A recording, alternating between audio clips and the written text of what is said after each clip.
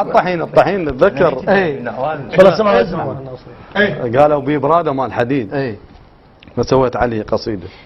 صار كومه سنين ناكل بالطحين، وهسه كشفوها الجماعه من جديد، فحصوا الوزنه وطلع بيها حديد.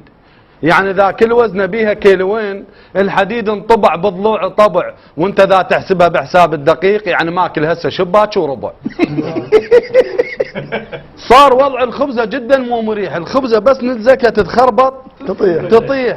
ادري بالله نقوم نرجع للشعير، لو الخبزه نقوم نتزكها بمير.